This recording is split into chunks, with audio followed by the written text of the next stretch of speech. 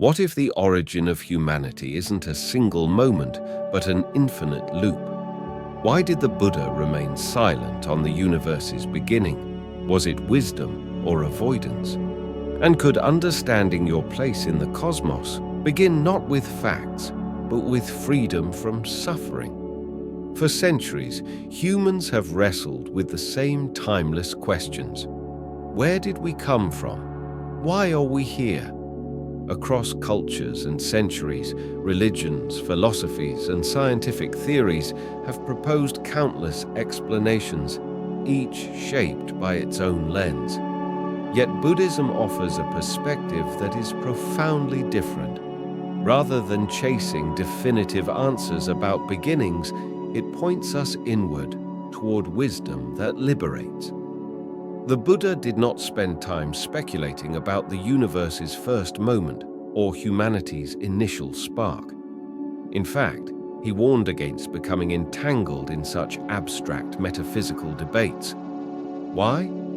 Because they do not ease suffering. Instead, he urged us to seek insight that transforms our understanding of life and helps us break free from the cycle of dissatisfaction. This message is vividly illustrated in the Agi-Vacchagotta Sutta, where the Buddha compares speculative thinking to a wounded man refusing medical help until he knows every detail about the arrow that struck him, its size, material, who shot it, and why. Such delay is irrational when healing is the true priority. Likewise, in Buddhism, the focus is not on tracing cosmic history, but on achieving inner freedom. This attitude deeply influences how Buddhism views human origins. Unlike traditions that offer a fixed beginning, Buddhism sees time as cyclical, not linear. The cosmos, including all beings within it, moves through endless cycles of arising and dissolving, creation and collapse. This eternal flow mirrors the process of rebirth, where consciousness continually takes new forms, shaped by the karma of previous actions. To explore the origin of humans, then, is to explore something much more expansive than a single point in time. It means stepping into a vision of existence that spans infinite cycles, in which consciousness, physical form, and the cosmos are woven together. And to truly grasp this, we must begin where Buddhism begins, with time itself. Continuing from the concept of time as a vast, beginningless ocean, Buddhism now invites us to explore how the universe itself evolves, forever moving in cycles, not through divine command, but through natural, elemental forces and karmic law. Cycles of universal evolution, a Buddhist view. In Buddhist cosmology, the universe doesn't begin with a bang or end in silence. Instead, it pulses, expanding and contracting, dissolving and reforming over immeasurable spans of time. The Aganya Sutta offers a vivid and poetic glimpse into this rhythm of cosmic life.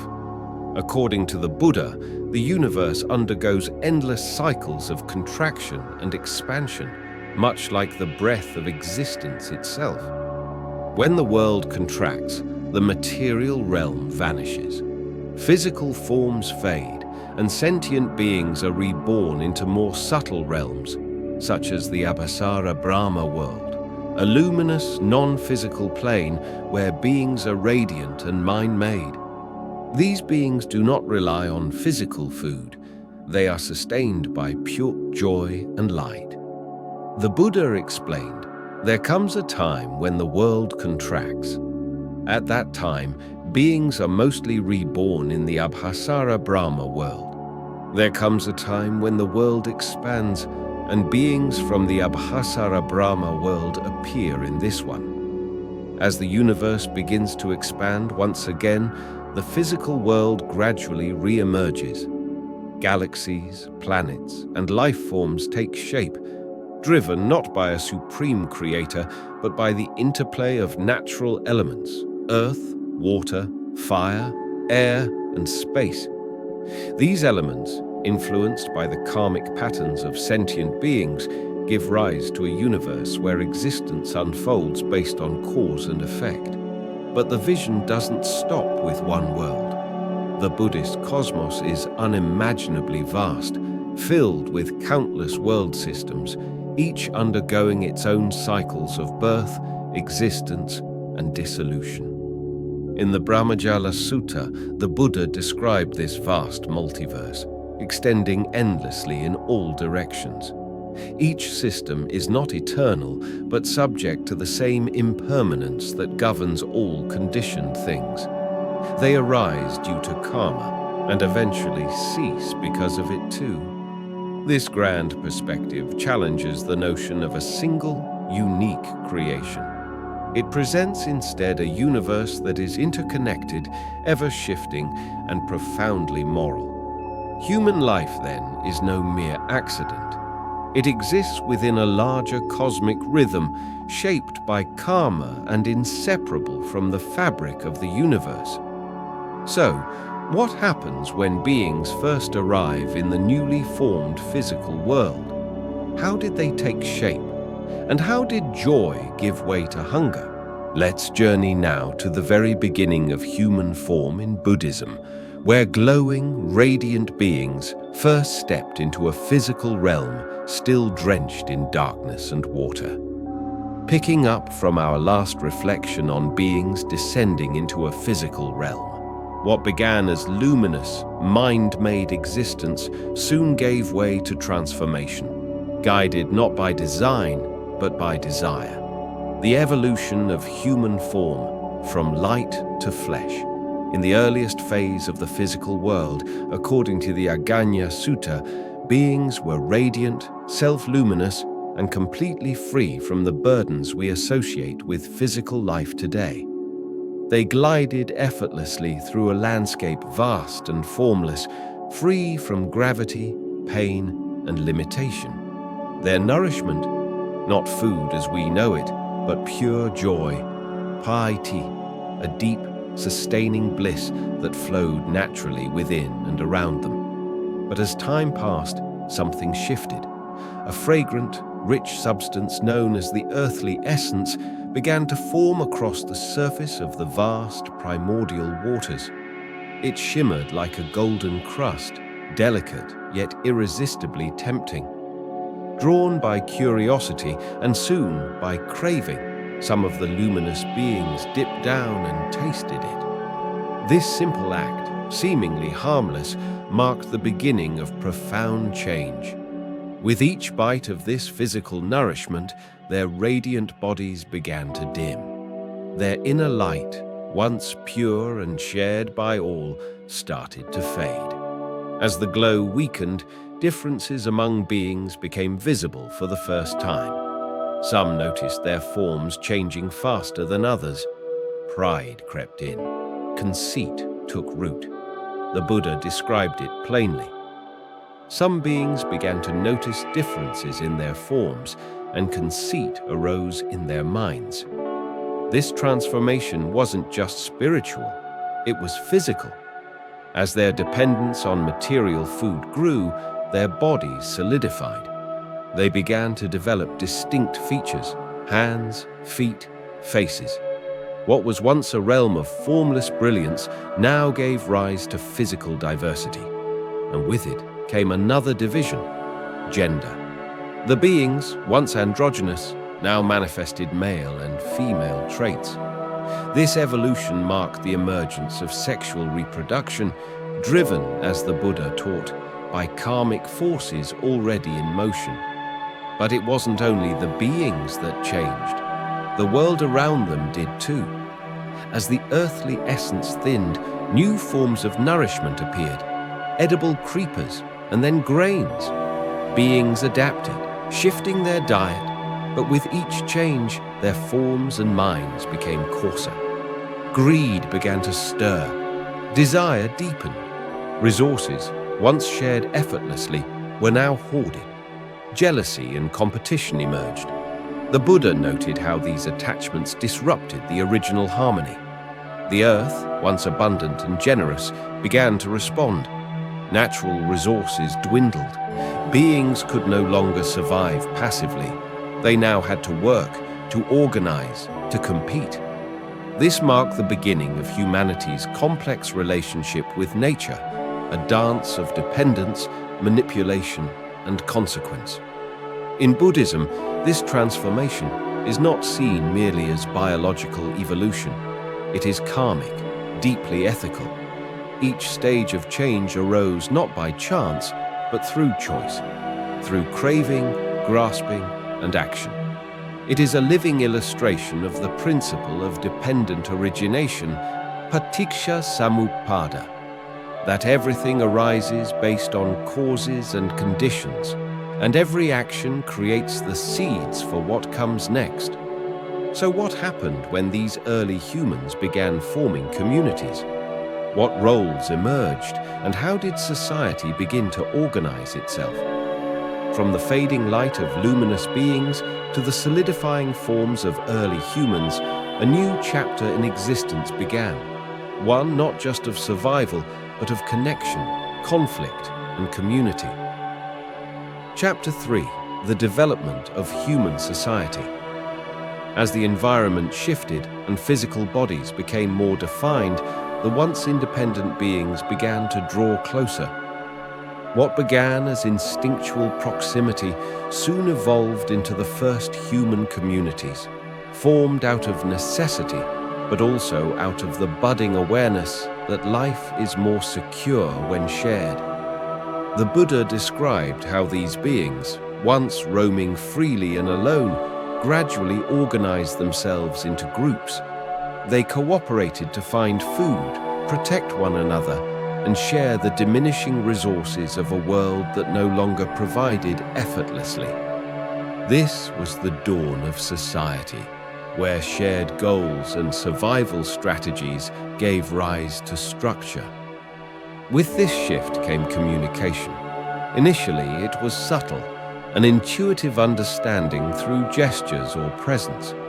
But as their interactions deepened, beings developed vocal sounds and, over time, symbols to express more complex ideas. Language emerged naturally, not as an invention, but as an evolution, born from the need to live and work together. Yet, this newfound connection did not come without cost. The Buddha noted, then those beings began to eat solid food, and their bodies became coarser. And it wasn't just their forms that changed, their minds did too. As ignorance, avidya, and craving, tanha, took hold, conflicts began to surface. The harmony of early life gave way to disagreements, fueled by desire, misunderstanding, and fear. With abundance fading, beings had to collaborate, cultivating food, managing land, and developing roles within the group. This necessity laid the foundation for organized society. Farming, tool-making, and craft work emerged, followed by the division of labor. Early humans became farmers, builders, artisans. With roles came structure, but also inequality. And soon, something else appeared: ownership. As resources grew scarce, individuals began claiming land, tools, and food as their own. Disputes followed. To resolve these, the community chose a leader, the Mahasamata, or Great Elect. This was not a king by conquest, but a chosen figure of order, marking the beginning of governance, laws, and rules of conduct. The Buddha emphasized that these developments weren't inherently good or bad, they were simply the result of changing conditions. Society was not crafted with perfection in mind, but formed organically as beings adapted to their karmic realities. But human evolution didn't end with social order. Alongside material and political structures, something even more profound was awakening: morality. As people experienced the pain of greed, anger, and delusion, some began to seek a different path. Stories of wise sages and seekers appear in the Buddhist texts, those who turned inward, searching for truth. This moral shift was not forced, it arose from experience. Teachings on generosity dana, compassion karuna, and mindfulness sati began to take shape, reminders that beyond structure and survival, a deeper peace could be found. The Buddha taught that this moral awakening was not just a side effect, it was essential. Without wisdom, panya, and the guidance of the Noble Eightfold Path, societies would remain trapped in the cycle of craving and rebirth. So how do these teachings guide us today? And what does the Noble Eightfold Path truly offer as a way forward? After exploring how human society emerged from karmic choices and survival needs, we now shift our view beyond Earth, toward the stars, the cosmos, and the striking parallels between Buddhist cosmology and modern science. Chapter 4: Scientific Parallels in Buddhist Cosmology. The universe, cycles without beginning or end. In Buddhist thought, the universe is not a product of a single divine event, nor does it march toward a final judgment. Instead, it breathes, it expands and contracts in a rhythm as timeless as it is vast. This idea, presented in ancient texts like the Aganya Sutta, offers a cyclical vision of reality, where worlds arise, evolve, dissolve, and then arise again. The Buddha declared, "There comes a time when the world contracts. There comes a time when the world expands." This is not merely poetic, it's profoundly aligned with how modern science imagines cosmic evolution. Concepts like the Big Bang and Big Crunch, theories rooted in astrophysics, speak of a universe born from a singularity, expanding outward and possibly one day collapsing back in on itself, only to repeat the process.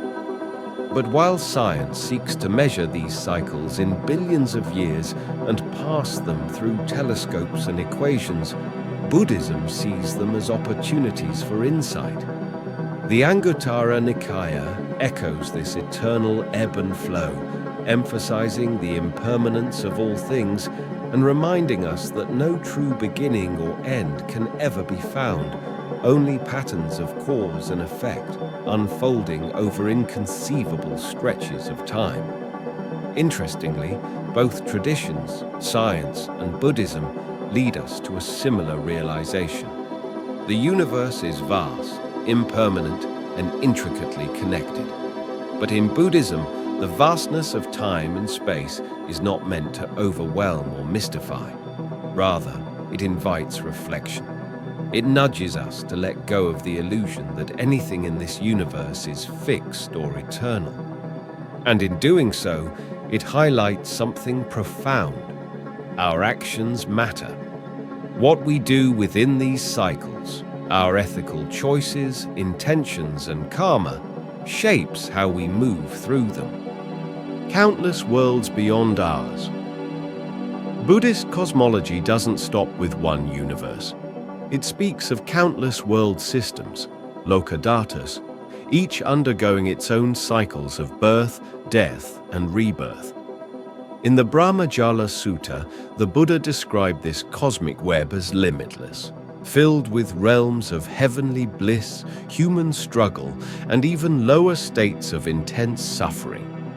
Each world system is bound not by randomness, but by dependent origination, paticca samuppada, the law that all things arise in dependence on conditions. Modern physics, in its boldest theories, introduces the multiverse, the idea that our universe may be just one of many, each with its own physical laws and dimensions. While Buddhism doesn't aim to validate or disprove such hypotheses, it resonates in spirit. Both traditions hint at a limitless cosmos, filled with diversity and governed by interconnection. But for Buddhists, the focus isn't on mapping the edges of space. It's about understanding the truth of impermanence and interdependence, no matter the scale. A universe evolving, inside and out. And what about life itself? In this grand vision of space and time, how does Buddhism describe the emergence of living beings? Once again, its story finds curious harmony with scientific insight. In the Aganya Sutta, the Buddha described early beings as mind-made, self-luminous, and existing in subtle realms. Over time, as the environment changed and desires arose, these beings took on physical forms. They adapted, responded, and evolved, gradually becoming more material, more bound to the physical world. This mirrors modern evolutionary theory, which explains life's gradual development as a response to environmental pressures and genetic variation. Though rooted in different languages, Dharma versus data both point to a shared truth. Life evolves, not by accident, but through interaction with the world around it. From the vastness of cosmic cycles and multiverses, we now return to something even more personal: the role of consciousness in shaping not only who we are, but who we may become. The power of consciousness in evolution, a Buddhist insight. While science traces the development of life through physical evolution and natural selection, Buddhism adds a profound dimension: the role of consciousness. In Buddhist teachings, life is not merely shaped by biology or environment. It is molded by mind, by karma, and by the intentional actions of sentient beings. The Buddha taught that consciousness, vijnana, plays a central role in determining the forms life takes. It is not just a passenger in the journey of evolution. It's one of its primary drivers. Karma, arising from intention, satana, influences not only personal outcomes, but also the wider conditions of the world in which we live. The Anguttara Nikaya describes this beautifully, emphasizing how beings evolve and adapt in response to karmic momentum and external forces. Change, in this view, is not random. It is a gradual unfolding shaped by choices, circumstances, and the interplay between mind and matter. This is a direct reflection of the Buddha's core teaching on impermanence, anicca, that nothing is fixed, and that every small act can ripple into something far greater. Mind shapes matter, and matter shapes mind. Unlike some modern views where consciousness is seen merely as a byproduct of the brain, Buddhism sees it as co-arising with the body. In the teaching of dependent origination, Paticca Samuppada, the Buddha explained how mind and body, nama rupa, come into being together, each conditioning and influencing the other through the cycles of rebirth. In this relationship, consciousness is not passive. It shapes the trajectory of life. And because every thought, word, and deed creates karmic imprints, individuals hold tremendous power to influence not only their future lives, but the very world they inhabit. This insight is not abstract. It's deeply ethical. It's a call to mindfulness. When we understand how consciousness directs evolution, we become more aware of the consequences of our intentions. We begin to act not just for ourselves, but for the well-being of all beings entangled in this great web of existence. Chapter 5. The unique opportunity of human life.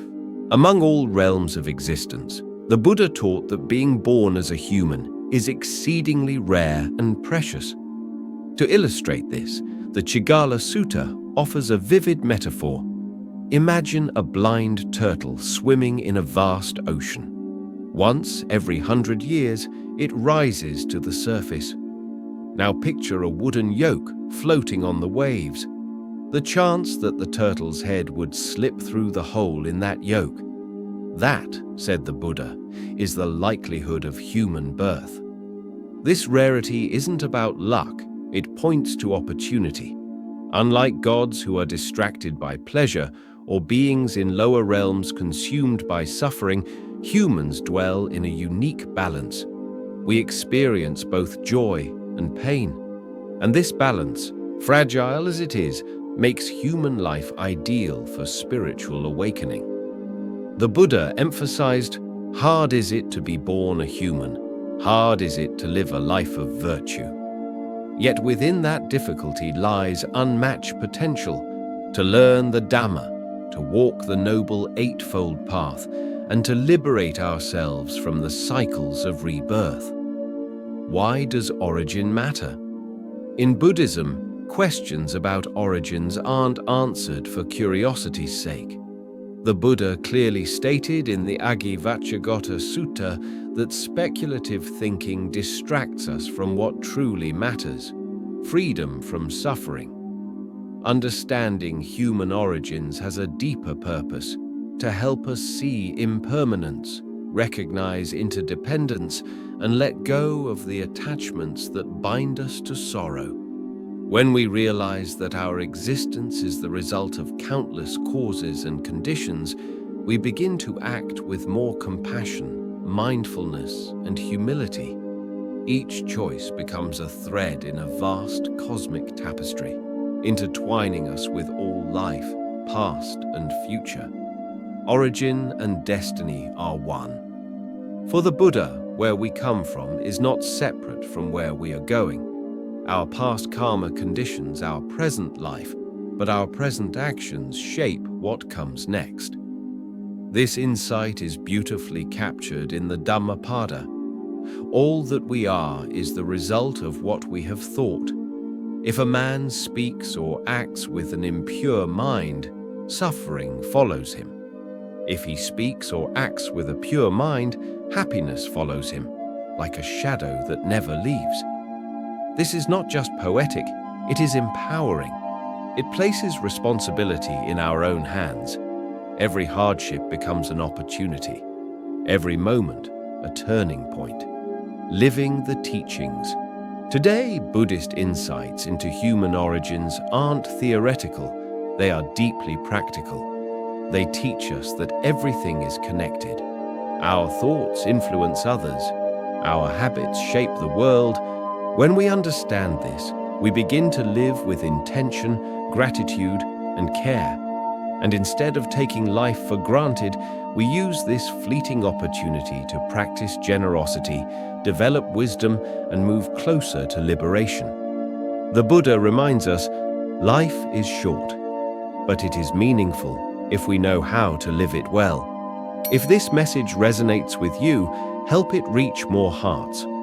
Like this video, share it with a friend, and subscribe to our channel, Buddhism Seeds, your space for timeless wisdom in a modern world. Your journey toward peace and purpose begins right here.